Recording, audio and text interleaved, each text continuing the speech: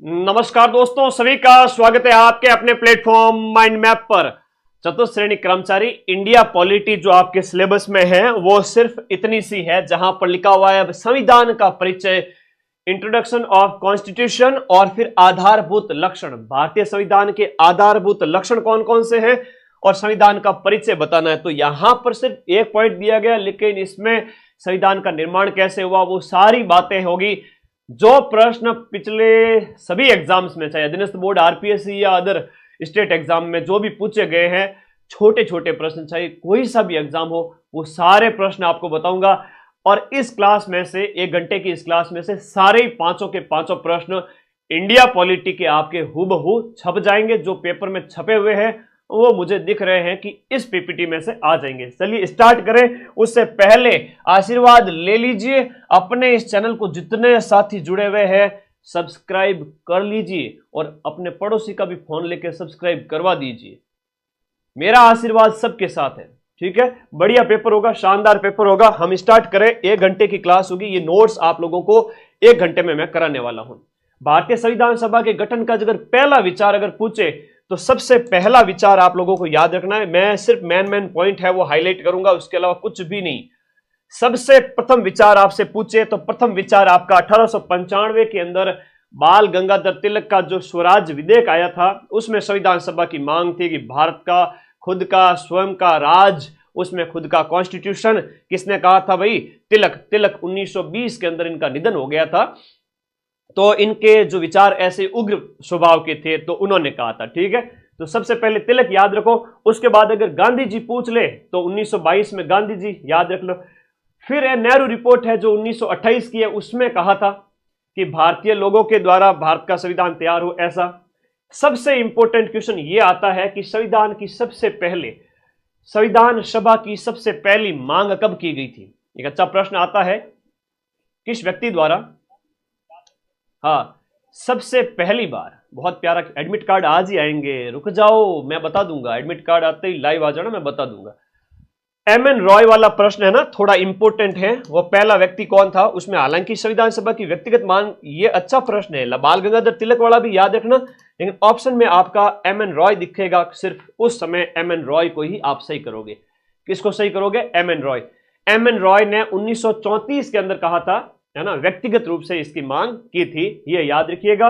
बाकी वाले ज्यादा इंपॉर्टेंट है नहीं। कांग्रेस वाला, लखनऊ अधिवेशन वाला, पंडित नेहरू के द्वारा 1938 में, ब्रिटिश सरकार द्वारा, ये सब छोड़ सकते हो। क्रिप्स मिशन में भी हमें कुछ खास मिला नहीं, क्योंकि क्रिप्स मिशन असफल हो गया था। और कांग्रेस विशेषज्ञ समिति जो 1946 की है, उसने भी संविधान सभा का मसौदा तैयार किया था। तो सर सबसे इंपॉर्टेंट क्या है? Cabinet mission. एमएन रॉय याद रखना, फिर कैबिनेट मिशन याद रखना। दूसरा, माइंड मैप ऐप डाउनलोड करके इस टेस्ट सीरीज वाले सेक्शन में जाओ। फुल लेंथ टेस्ट नंबर 13 और 14 फ्री है सभी बच्चों के लिए, चतुर्थ श्रेणी कर्मचारी के। वो टेस्ट हैं वो आप लोग अटेम्प्ट कर लेना फ्री में। आज मैं सारे नोट्स डालने वाला हूं। India history culture, Rajasthan history culture, geography, current affairs, सारे के सारे नोट्स टेलीग्राम में डालूंगा। इसका लिंक इस वीडियो के नीचे ब्लू कलर का दिया हुआ है, आप लोग फटाफट ज्वाइन करो टेलीग्राम। ये देखो, इस वीडियो के नीचे एक लिंक पिन किया हुआ है, टेलीग्राम ग्रुप ज्वाइन कर लीजिए। मैं आप लोगों को आज सारे नोट्स देना चाहता हूं। आज 12 तारीख हो गई, 12, 13, 14, 15, 16, 17 और 18, 7 दिन, 1 सप्ताह बचा है, बस पढ़ लीजिए। एक जो सबसे इंपॉर्टेंट है कि संविधान सभा का जो हम कहें अगर का निर्माण, संविधान सभा का जो निर्माण है वो किसकी वजह से हुआ था, ये किसकी सिफारिश पर हुआ था? तो वो है आपका संविधान सभा के गठन की कैबिनेट मिशन, है ना। संविधान सभा के गठन की ये हम जनक कह सकते हैं भीमराव अम्बेडकर। अगर ऑप्शन में नहीं हो तो आप ये याद रखना कि संविधान सभा का गठन किस संस्था की सिफारिश पर किया गया। तो ये आपको याद रखना है, आपका कैबिनेट मिशन 1946 का। बस इससे ज्यादा कुछ भी याद नहीं रखना है। कैबिनेट मिशन याद रखना है, इससे ज्यादा कुछ भी याद नहीं रखना। ये ऑप्शन में आएगा। कैबिनेट मिशन आपसे आएगा। कब का है? 24 मार्च 1946 को 3 सदस्य भारत आए थे, है ना। अब अंग्रेजों के हाथ में राज रहने वाला था नहीं। उस समय क्या हुआ कि उन्होंने कैबिनेट मिशन भेजा भारत, बोले कि भारत को हैंड ओवर कर दो इनको। तब 24 मार्च 1946 को भारत आता है, भारत के संविधान सभा के गठन की बात करता है। इसके 3 सदस्य है वो आपसे एग्जाम में पूछे जा सकते हैं। कैबिनेट मिशन जो भारतीय संविधान सभा का हम कह सकते हैं जनक है, जिससे उत्पत्ति हुई, कह सकते हैं सिफारिश हुई, उस सिफारिश को इंप्लीमेंट किया गया, तब संविधान सभा बनी और उस संविधान सभा से हमारा संविधान तैयार हुआ था। तो उसमें हम कहें तो जॉर्ज पैट्रिक लॉरेंस है ना, ये लॉरेंस है वो आपके कैबिनेट 1946 उसका हेड था लॉरेंस, है ना। दूसरा है स्टेफोर्ड क्रिप्स, फिर है एवी अलेक्जेंडर क्रिप्स और लॉरेंस। तो लॉरेंस LKA, लॉरेंस ऐसे याद रखो, LK और A। हाँ, लॉरेंस था LKA, लुक का, तो याद रहेगा सभी को। 1946 मई 1946 का कैबिनेट मिशन।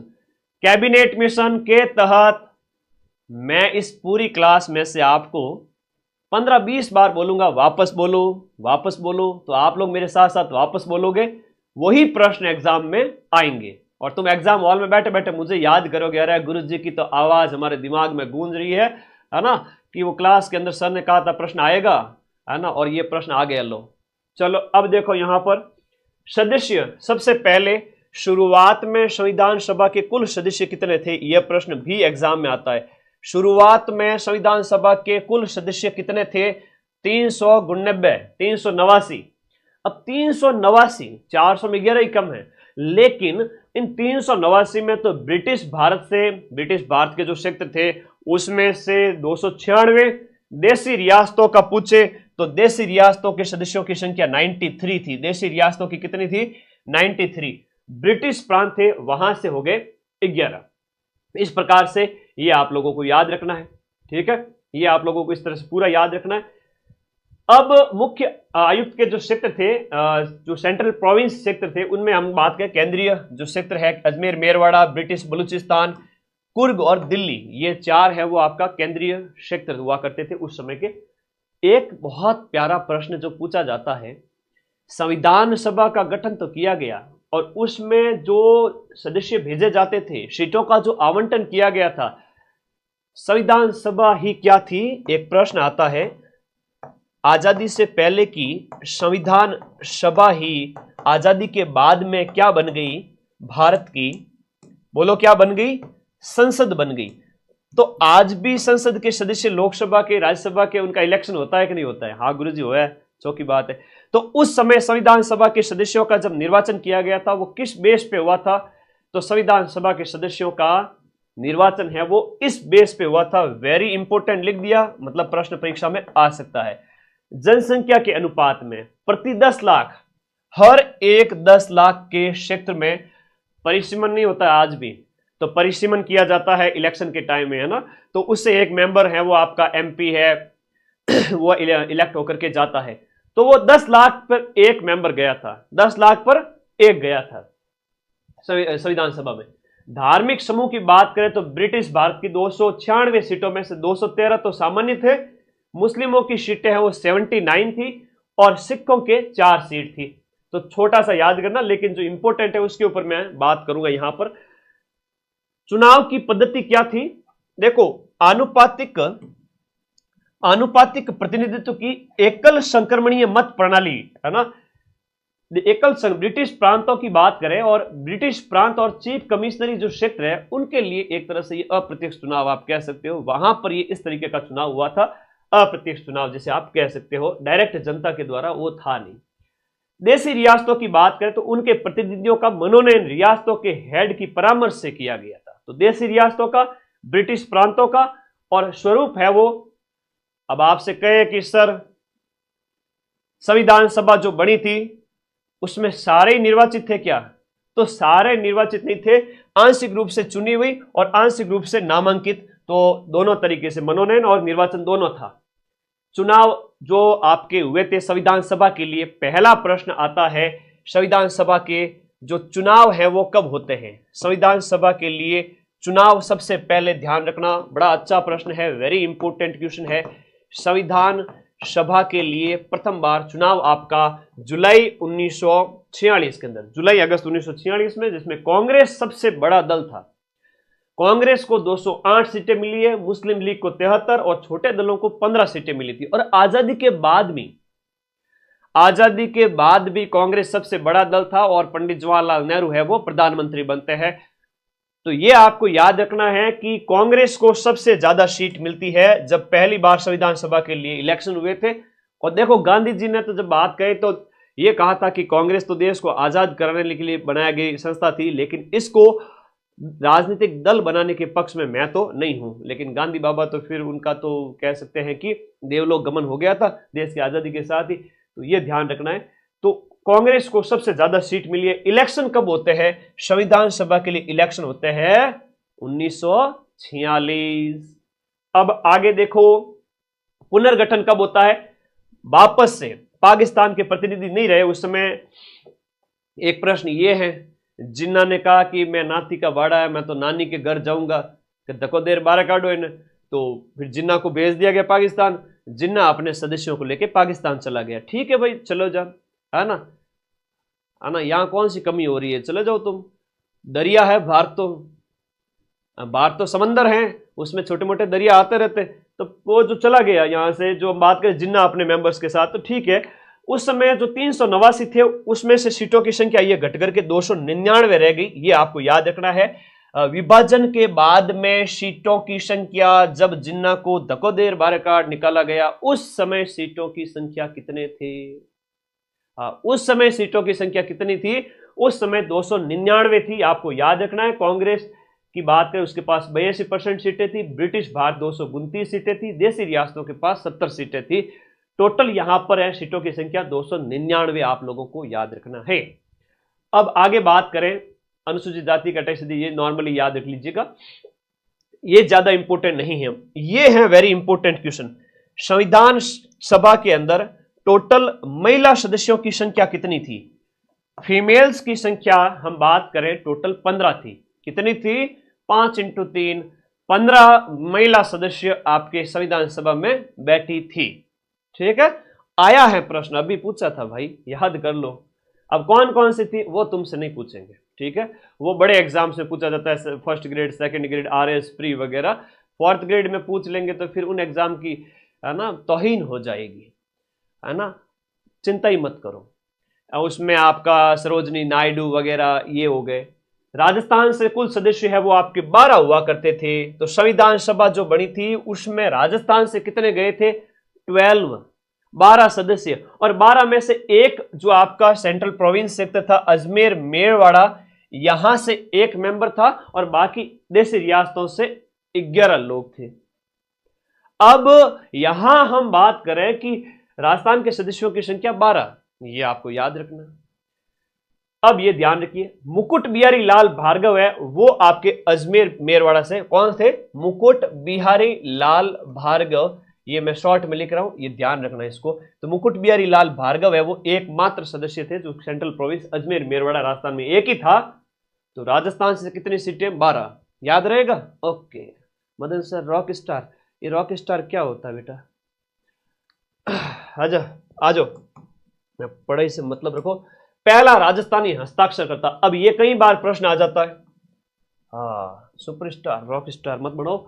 पहला राजस्थानी जिसने हस्ताक्षर किया था वो बलवंत सिंह मेहता थे उदयपुर के। उद्देश्य प्रस्ताव आपके पेपर में मैं फिर से बताऊंगा। आपके पेपर में ये प्रश्न आएगा।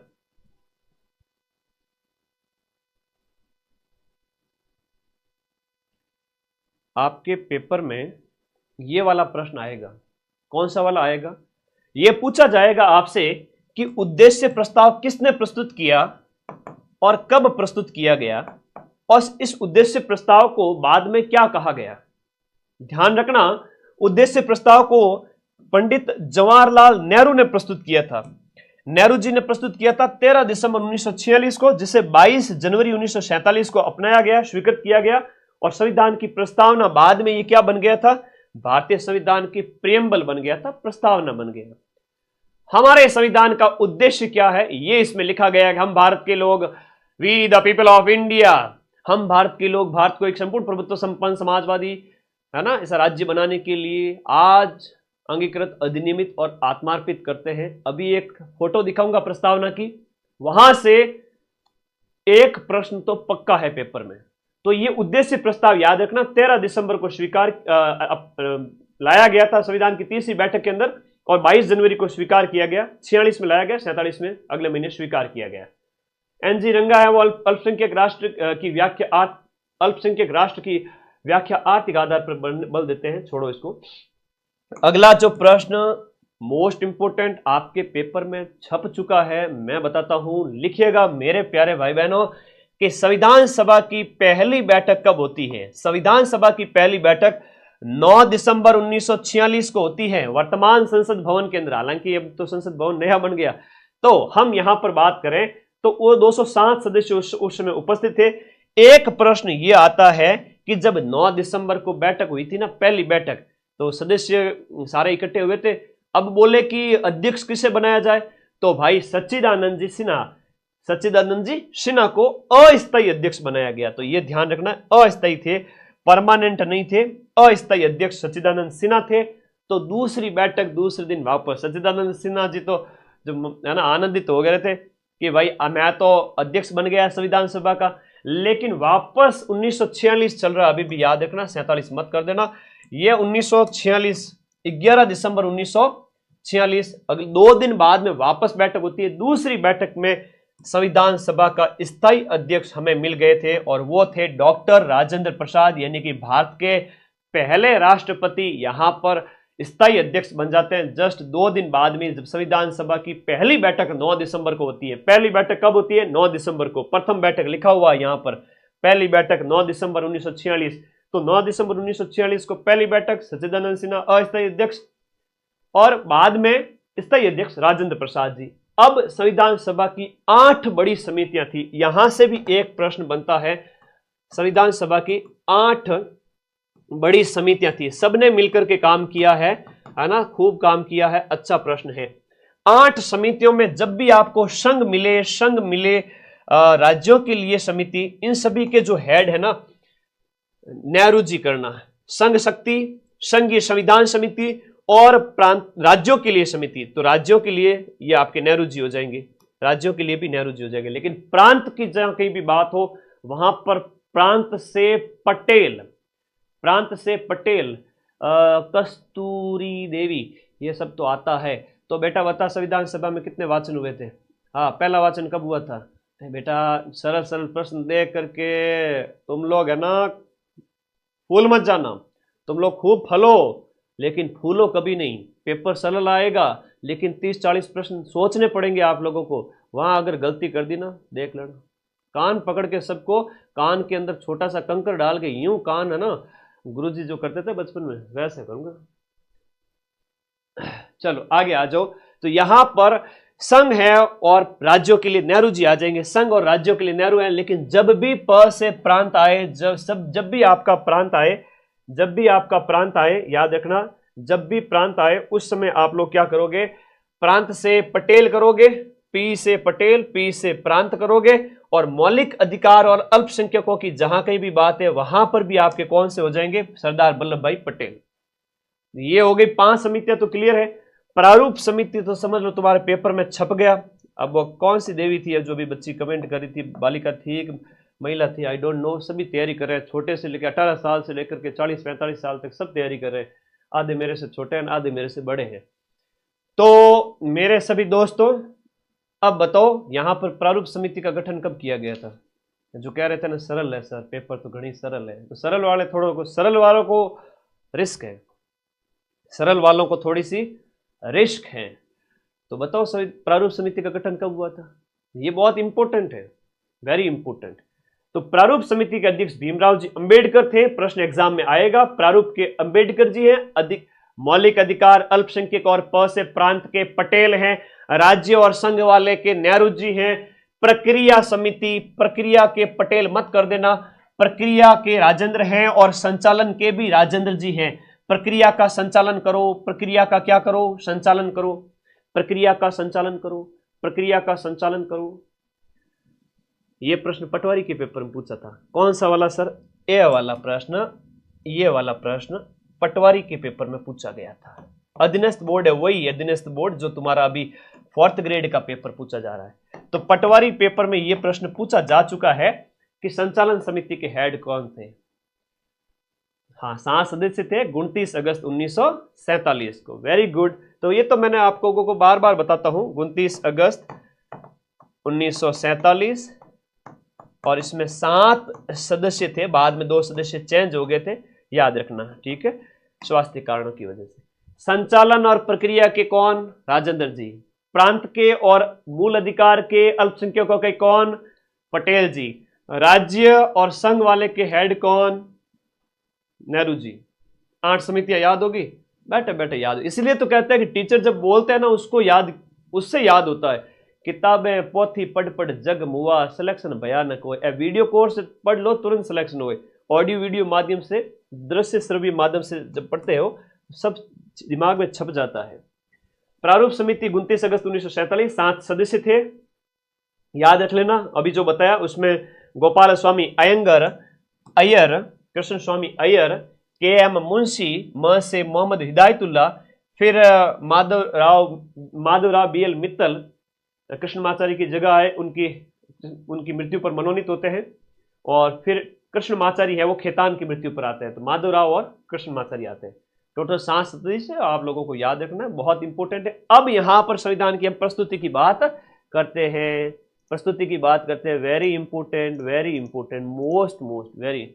गुरु जी ना, इंडिया रामबाण अभी आने वाली 10 दिन में, थोड़ा माफी चाहता हूं, अभी 4th ग्रेड पर बात करेंगे, आने वाली है ना। आप थानेदार पेपर की अगर कोई तैयारी कर रहे हैं तो आने वाली किताब। प्रस्तुति है वो संविधान को राजपत्र में कब प्रकाशित किया गया था? देखो, हम बात करें 21 फरवरी 1948 को गजट में प्रकाशित होती है। हम बात करें जो है प्रस्तुति होती है, हमारे संविधान जो तैयार हो रहा था उनके संबंध में, नवंबर 1948 को संविधान सभा में इसे प्रस्तुत किया गया। प्रारूप जो तैयार किया गया था उसका बार बार वाचन किया जाता है। जो वाचन है वो आपका 3 बार किया गया। हर प्रावधान वाद विवाद के बाद ही पास किया गया। एक प्रावधान बिना वाद विवाद के हुआ था, वो सार्वभौमिक मताधिकार है, उस पर कोई वाद नहीं हुआ था। तो ये आपके प्रारूप समिति के बारे में था। अनुच्छेद ज्यादा नहीं पूछेंगे, जो पूछेंगे वो मैं बता दूंगा। संविधान का अंगीकरण, ये आपके 4th ग्रेड की 6 पारियों में से 4 पारी में पेपर में छप चुका है, याद रखिएगा। और मेरी जीवा पर मां सरस्वती का विराजमान है, और 4 पारी में आ गया तो फिर ये मत समझना कि मेरी अधीनस्थ बोर्ड के साथ कुछ है। मेरे अधीनस्थ बोर्ड के साथ अगर कोई सेटिंग है तो वो सब मेहनत की सेटिंग है, सारी मेहनत की, ठीक है। हो जाता है कई बार कह देते तो संविधान अंगीकरण है वो आपका कब? देखो, अंगीकरण करना, अपनाना एक ही बात है। अंगीकरण करना, अधिनियमित करना, आत्मार्पित करना, या इसे एक शब्द कहते हैं संविधान को अपनाया कब गया था? तो संविधान को जो अपनाया गया था आज 26 नवंबर 1949, ऐसा प्रस्तावना में लिखा हुआ है। 26 नवंबर 1949, कहां 46 में संविधान सभा बनी थी।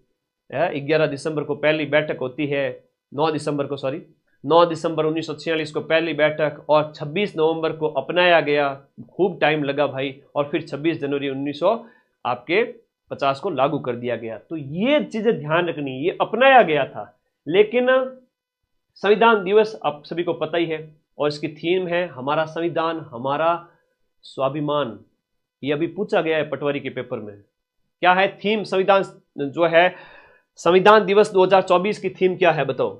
ये प्रश्न भी एग्जाम में अभी पूछा गया था पटवारी के अंदर। संविधान दिवस, हमारा संविधान हमारा गौरव, संविधान दिवस 2024 26 नवंबर को मनाया गया। इसकी थीम है वो आपसे पूछी गई थी पटवारी की पेपर में, हमारा संविधान हमारा गौरव, हमारा संविधान हमारा स्वाभिमान। संविधान, हमारा संविधान हमारा स्वाभिमान, हमारा स्वाभिमान। ये क्या है कि मुझे याद आ जाते, वो क्वेश्चन में आपको लिखा देता, क्योंकि अभी ये थीम पूछी गई थी। तो 2015 से 26 नवंबर को हर साल किस रूप में मनाया जाता है?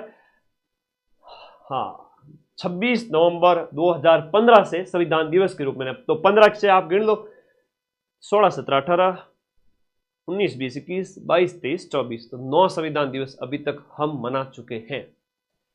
9 संविधान दिवस मना चुके। तो 9वें संविधान दिवस की थीम ये थी, हमारा संविधान हमारा स्वाभिमान, क्योंकि सर से थे, थोड़ा मैच करके देखो।